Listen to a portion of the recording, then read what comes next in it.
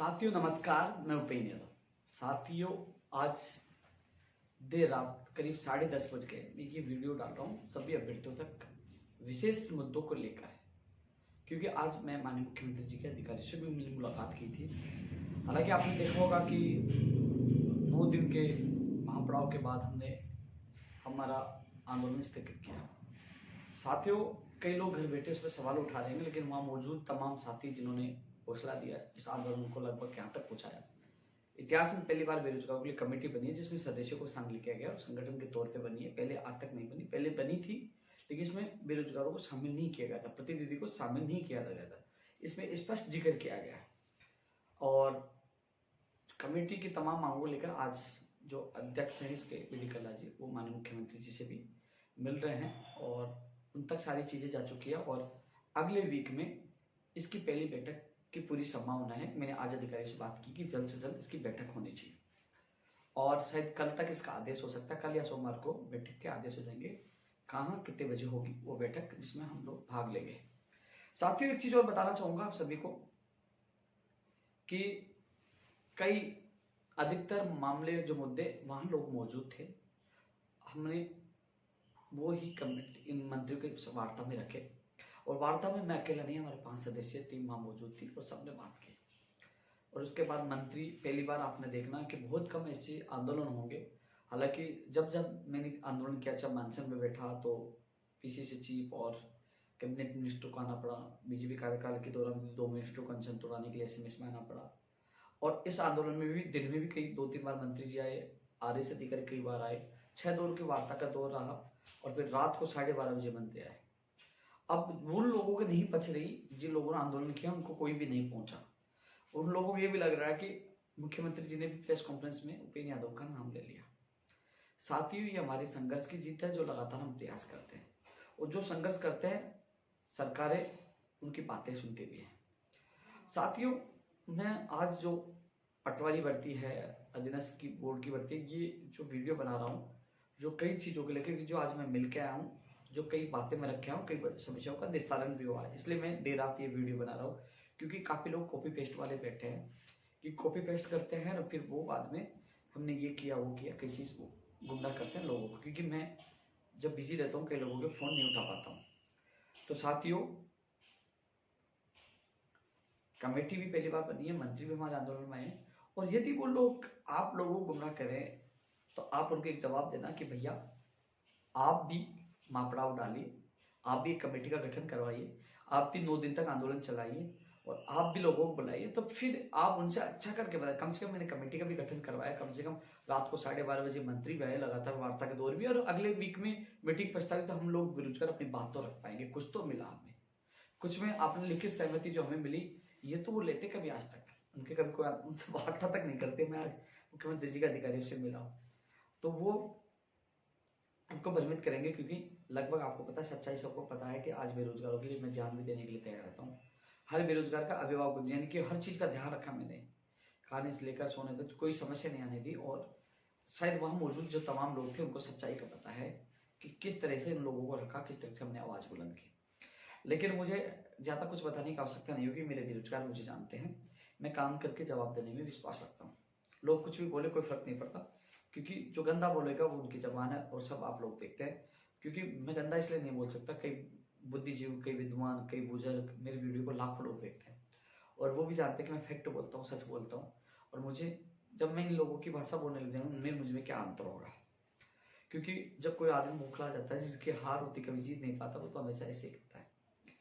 और साथियों मैं एक चीज बताना चाहूंगा कि आज का लाइव का उद्देश्य ये था, इस वीडियो का उद्देश्य ये था, LDC भर्ती 2018 की जो मैंने बात मांग पत्र में रखी थी और जो शिक्षा विभाग में जो पदों की संख्या नहीं थी वो हमने बुला दी थी, मंगवा दी थी बात करके। जिस दिन मेरे से प्रतिनिधिमंडल मेरे कार्यालय में आया था उसी दिन मैंने बात करके और उसी दिन वो सूची मंगवाई थी। उसके बाद मांग पत्र में जो हमारी चर्चा हुई थी इस संबंध में देखो लगातार प्रयास करे थे। पहले भी मैं उनकी बात रख पाया था LDC वाले मामले में।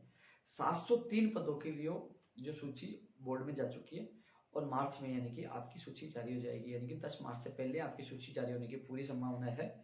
क्योंकि मैं तारीख इसलिए नहीं बता सकता क्योंकि आज कल का वर्किंग डे है, उसके बाद 2-4 दिन तो उनमें लगेंगे। यानी कि मेरे हिसाब से आपको पता है कि अगले वीक में संभावना बहुत कम है लेकिन प्रयास करेंगे अगले वीक में, लेकिन संभावना मुझे कम लग रही है। लेकिन 703 पदों पर वेटिंग सूची की वो गई है, सूची गई है, तो आपकी सूची जारी होगी वेटिंग।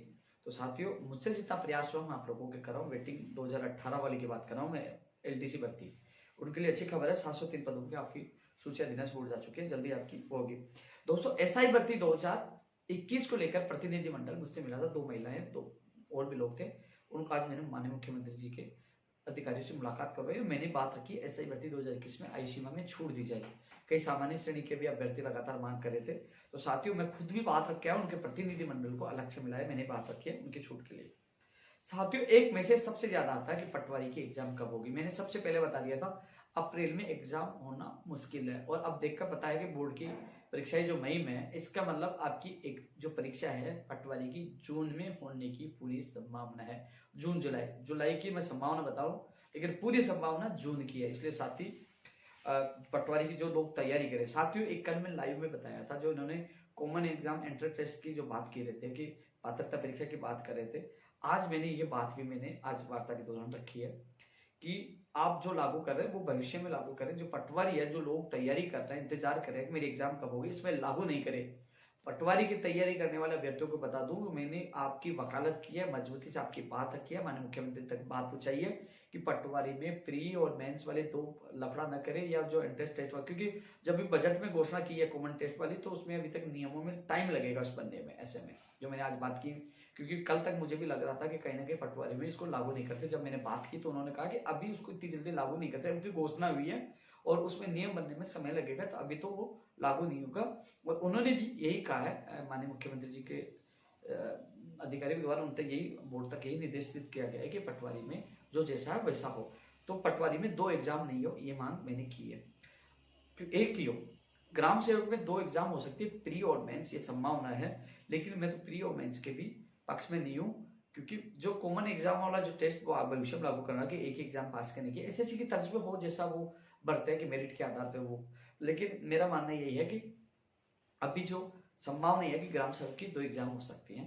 पटवारी के लिए भी 2 का जिक्र चला था, प्री और मेंस का। तो अब इसमें संभावना एग्जाम जून की है, जून जुलाई की है, और पटवारी में प्री और मेंस के, ग्राम सेवक में प्री और मेंस की जो क्या बोलते हैं ओपिनियन है, उन्होंने सरकार तक पहुंचाई थी। मैंने इसका विरोध किया, पटवारी की 2 एग्जाम नहीं हो, क्योंकि लोग मेंस की जो तैयारी कर रहे हैं 2-2 एग्जाम में, फिर पता नहीं कब होगी इस सरकार में एग्जाम हो पाएगी। तो मेरी बात पर उन्होंने गौर किया है और मैंने निवेदन किया है, तो मैं आज बात रखा हूँ कि एक ही एग्जाम हो। और ग्राम सेवक में 2 कर रहे हैं, मुझे वो उचित मुझे भी नहीं लगता कि 2 एग्जाम करें, उसका भी मैंने विरोध किया है। आगे अब माननीय मुख्यमंत्री जी को फाइनल निर्णय लेना है ग्राम सेवक के लिए भी। साथियों, एक चीज और बता दूं मैं, अब लोग ग्राम सेवक का मतलब ग्राम विकास अधिकारी। साथियों, और मैं बता दूं अगले वीक में ग्राम विकास अधिकारी की विज्ञप्ति जारी हो सकती है। पूरी संभावना, जो तैयारी कर रहे हैं उन लोगों के लिए विशेष सूचना कि ग्राम विकास अधिकारी की विज्ञप्ति अगले वीक में जारी होने की पूरी संभावना है। और पटवारी की परीक्षा तिथि जल्द से जल्द जारी होगी, जून की ज्यादा संभावना, वो भी तैयारी उस हिसाब से करें। साथियों, फायरमैन सेफ्टी ऑफिसर के लिए भी मैं पूरी कोशिश कर रहा हूँ कि, और मेरे को लगता है कि मार्च के जो 15 मार्च से पहले इनकी भी विज्ञप्ति जारी हो जाएगी। फायरमैन की सेफ्टी 15 मार्च से पहले, 4 मार्च, 5, 10, 9, 8 जो भी है सारी आती है, कहीं नहीं कि साहब 14 मार्च तक बैठे, पहले कभी भी इसकी जारी हो सकती है। मैं पूरी कोशिश करूँ। मैंने आज जो मुलाकात की तो मैंने ये रखी, जिनकी अभ्यर्थनाएं जा चुकी हैं उनकी विज्ञप्ति जारी। जिस दिन रात को मेरी वार्ता हुई थी तभी मैंने अभ्यर्थनाओं को लेकर बात रखी थी। और दोस्तों, एक चीज और बता दूं, कई लोग जो बिजली विभाग की जो भर्तियों की विज्ञप्तियां जारी हुई थी, हम लगातार मांग कर रहे थे, हमें वो संघर्ष करते ऊर्जा विभाग की भर्तियों की विज्ञप्तियां जारी हो, विज्ञप्तियां कुछ जारी होगी, टेक्निकल हेल्पर की अभी हम मांग करें, जलदाय विभाग में भर्तियां है और भर्तियों की मांग करें। साथियों, एक चीज आपको बता दो, इस वीडियो को ज्यादा ज्यादा शेयर करें। और एक चीज का आपको ध्यान रखना है, आप पता भी कर सकते हो, उस दिन जो रात को वार्ता हुई 12 बजे के करीब, जब चिकित्सा राज्य मंत्री और संस्कृत शिक्षा विभाग मंत्री जो सुभाष गर्ग साहब, उनसे मैंने बात की थी। मेरे साथ परीक्षा केंद्र पंजाब में ये देना बहुत गलत है, दूर देना पंजाब देना गलत है, सिलेबस भी ज्यादा नहीं किया गया, परीक्षा शुल्क भी ज्यादा है। तो मेरे ही सामने उन्होंने माननीय मुख्यमंत्री जी के स्पेशल सेक्रेटरी आरती डोगरा जी से, सुभाष गर्ग साहब ने, जो हमारी कमेटी पूरी मौजूद थी, उन्होंने बात की थी और उन्होंने एतराज जताया था। और मैडम ने भी अच्छा रेस्पॉन्स दिया था। मैडम ने कहा कि मैं इसको दिखवाती हूँ, क्योंकि दोस्तों परीक्षा के अंदर बाहर देना और परीक्षा शुल्क बढ़ाना बिल्कुल गलत था। उसी दिन रात को मैंने वो बात रख दी थी कमेटी के सामने। आज भी मैंने परीक्षा शुल्क की बात रखी और आज परीक्षा शुल्क में राहत दी गई है। जो राहत दी गई है उसमें भी अभी भी मैं तो मांग करूंगा इसमें और भी कम किया जाए। आप 1600 से 1400 कर रहे हो, 1400 से 1200 से 1000 कर रहे हो, जो 200 400 रुपये कम करें। मैं चाहता हूँ इससे आधी फीस होनी चाहिए, ये फीस ज्यादा है इसकी। मैंने आज भी बात रखी थी कि इतनी फीस बेरोजगार कहाँ से भुगतान करेंगे, तो आज भी मैंने निवेदन किया है। परीक्षा केंद्र की मैंने मजबूती से बात रखी, सुभाष गर्ग साहब ने भी बात रखी थी। कई लोग ये सोचे कि मैं झूठ बोल रहा हूँ, तो वो मंत्री जी से पूछ के टैली कर सकते हैं। उस दिन रात को फोन किया था कि नहीं किया था, क्योंकि हर बेरोजगार की आवाज उठाना मेरा फर्ज है, क्योंकि मैं किसी बेरोजगार को झूठ नहीं बोल सकता, चकमा नहीं दे सकता। मैंने हमेशा आपकी बात सच्चाई के साथ उठाई है। सुभाष गर्ग साहब ने मजबूती से हमारे प्रतिनिधिमंडल के सामने फोन करके बात रखी थी। फीस वाली में थोड़ी राहत मिली है, कम और हो उसके लिए मैं कोशिश कर रहा हूँ। सिलेबस के लिए भी मैंने आज बात रखी थी, लेकिन उन्होंने मुझे एक पॉइंट दिखाया कि सिलेबस मुझे एक पन्ना में दिखाया गया था कि ये जोड़ देगा, लेकिन जो अभ्यर्थी है मैं कोशिश करूंगा, आप मुझसे मिलो, मैं एक बार फिर कोशिश करूंगा आपके प्रतिनिधिमंडल को मिलाकर के इसमें सिलेबस में आप लोगों को राहत मिले। साथ ही एक चीज और बता दूं, जो सेकंड ग्रेड भर्ती 2013, क्योंकि जो लोग नए लोग जुड़ते हैं उनको पता नहीं कि मेहनत कौन करता है, कॉपी पेस्ट कौन करता है। आप जो लगातार मेरा ट्विटर अकाउंट देख रहा है, या ट्विटर अकाउंट पे 2,27,000 से ज्यादा लोग जुड़े हुए हैं। आप भी सीधा मेरे ट्विटर अकाउंट से जुड़ सकते हो। मैं ट्वीट करता हूँ जो सत्यात्मक और जो होने वाली जानकारी सबसे पहले मैं देता हूँ, तो आप लोग वहां जुड़े। साथियों, आपको पता होगा कि 28 जनवरी को मैं बीकानेर गया था, वहां कई भर्तियों की मांगों लेकर हमने प्रदर्शन किया था। आपको मैंने उस दिन भी बताया था कि जो 483 वो पद थे, बाद में कुछ कोर्ट में मामले चल रहे, 2013 के जो मुकेश बेनीवाल के साथी कई लोग थे, उसी दिन हमारे डायरेक्टर साहब ने एजुकेशन सेक्रेटरी से भी बात की थी, और उन्होंने उसी दिन कार्रवाई की थी, हमारे सामने सारी कार्रवाई थी। मैंने कहा था 2013 वरिष्ठ अध्यापक भर्ती के जो अभ्यर्थियों को जल्द खुशखबरी मिलेगी। अब उस प्रक्रिया में जो पूरी मैंने मुकेश बेनीवाल को कह दिया था कि 18 तारीख की जो सुनवाई उससे पहले आपको राहत मिल जाएगी। उसके पहले सरकार ने निर्णय ले लिया था, और आपको पता है कि मंडल के विकल्प भी मांग लिए। तो उन अभ्यर्थियों को शुभकामनाएं। उस दिन हमने आवाज उठाई थी और कहा था आपका काम हो जाएगा, जल्द खुशखबरी मिलेगी। उन अभ्यर्थियों को शुभकामनाएं की। ये उदाहरण दे रहा हूँ जो हमने काम करवाए, हमने संघर्ष किया। जो 28 जनवरी को हमने जो प्रदर्शन बीकानेर निदेशालय किया था, और जो हमारी वार्ता हुई थी उस दिन लाइव में भी मैंने आप लोगों को बता दिया था। दोस्तों, एएन भर्ती वाला जो सर्कुलर वाले जो मामला था, इस संबंध में भी मैं जल्द से जल्द, क्योंकि कल मैंने लाइव में कहा था, आज मैंने एडवोकेट से बात करने की कोशिश की, उन्होंने फोन नहीं उठाया था। मैं कल व्यक्तिगत मिलकर जल्द से जल्द इसकी एप्लीकेशन लगवाकर इसको कोर्ट से निकलवाने की कोशिश करूंगा, जिससे आपका परिणाम जल्द से जल्द आए। मैं इस चीज के लिए कल मैं पूरी कोशिश करके कल मैं ट्वीट आप लोगों को ट्वीट के माध्यम से आप लोगों को बता दूंगा। मोटर वाहन उप निरीक्षक के लिए भी कोशिश करें, जो मीटिंग होगी उसमें जल्द से जल्द वो उसके अप्रूवल मिले और जल्द से मोटर वाहन उप निरीक्षक को राहत मिले, क्योंकि शायद मैं कार्मिक में कल जाऊंगा, तो कल वो बात भी मैं जल्द से जल्द दूंगा, उसको अनुमोदन जल्द करवाए और तमाम अधिसूचना सहित प्रक्रिया जल्द से जल्द पूरी करवाए। दोस्तों, एक राजस्थान पुलिस भर्ती 2021 को लेकर काफी लोगों को कॉल आ रहे थे। हाई कोर्ट में एकल पीठ ने जो निर्णय दिया उसके लेकर कई लोगों में अलग अलग भ्रांतियां चली थी। मैं उन लोगों से निवेदन करना चाहूंगा, जहां तक मैंने बात की है, मुझे ये कहा गया कि राज्य सरकार इसमें डिवीजन बेंच में अपील कर रही है इस निर्णय के खिलाफ। कई अभ्यर्थी इकट्ठा हो रहा है कि हम वकील करें कि नहीं करें, तो कहीं उन एजेंटों से, उन दलालों से बच कर रहे हैं जो आपके कोर्ट के वकील के नाम पे पैसे ले। क्योंकि जब राज्य सरकार की तरफ से एडवोकेट जनरल आएंगे तो बहुत अच्छे अधिवक्ता है, महाअधिवक्ता है, वो ही आपकी अच्छी पैरवी करेंगे। और रही बात आप एकल पीठ और में आप पार्टी नहीं थे, ऐसे आपको प्रार्थना पत्र लगाना पड़ेगा, समय लग सकता है। ऐसे में आप इंतजार करें, डिवीजन बेंच में राज्य सरकार जा रही है, तो कहीं ना कहीं वहां से स्पेशली में बदलाव हो सकता है। तो अब ये मामला डिवीजन बेंच में है, सरकार वहां जा रही है, तो इसलिए वो लोग शांति रखें, थोड़ा समय लग सकता है, शायद मार्च में इस मामले की सुनवाई हो जाए, फर्स्ट वीक में, और आप लोगों को राहत मिल जाए। दोस्तों, एक चीज और बता दूं, लाइब्रेरियन डिप्लोमा का मामले में जहां तक मेरी जो मंत्रिमंडलीय समिति में वहां भी बात हुई थी, ये बात भी रखी थी, उन जो आंसर की मांग कर रहे हैं, कई लोग कर रहे हैं लाइब्रेरी रद्द हो, डिप्लोमा जेईन रद्द हो। अब अलग अलग दो पक्ष बने हैं, लेकिन मेरा मानना है, जहां तक मेरी बात हुई थी, मैं रात को मौजूद भी था, वार्ता में ये मांगी कि जल्द से जल्द इनकी जांच आनी चाहिए, आगे जो प्रक्रिया होनी चाहिए, जो निष्पक्ष इनका फैसला होना चाहिए। लाइब्रेरी और डिप्लोमा को लेकर अगले आने वाले वीक में कुछ ना कुछ हो सकता है। अगला वीक दोनों भर्तियों के लिए अहम है। और एक चीज और बता दूं, कई लोग ये कहते हैं, देखो दोस्तों, गड़बड़ी होगी तो रद्द होने से कोई नहीं रोक सकता, एसओजी निष्पक्ष निर्णय लेती है। और एक चीज बताऊं, जो आंसर की मांग कर रहे हैं, तो आंसर की जारी होने से ऐसा नहीं भर्ती रद्द नहीं होगी, गड़बड़ी होगी तो रद्द होगी। मेरे हिसाब से मैंने बात रख दी है कि आंसर की जल्द से जल्द जारी हो। जारी होने से ये थोड़ी हो कि भर्ती रद्द नहीं होगी। आंसर की जारी होने के बाद भी, रिजल्ट आने के बाद भी, यदि एसओजी को लगता है गड़बड़ी तो वो रद्द हो जाएगी। उनके पास सबूत होंगे, सबूत नहीं होंगे तो कुछ नहीं होगा। सबूतों तथ्यों के आधार पर एसओजी निर्णय लेता है, तो इसकी आंसर की भी जल्द से जल्द जारी होगी। लाइब्रेरियन जो है, इसका भी आने वाली वीक में कुछ ना कुछ हो सकता है। हमने मांग रखी है मंत्रिमंडल की उनके सामने कि इस पर जल्द से जल्द बात करके, जो इनकी जांच लगभग हो चुकी है, तो रिपोर्ट जल्द से जल्द दें।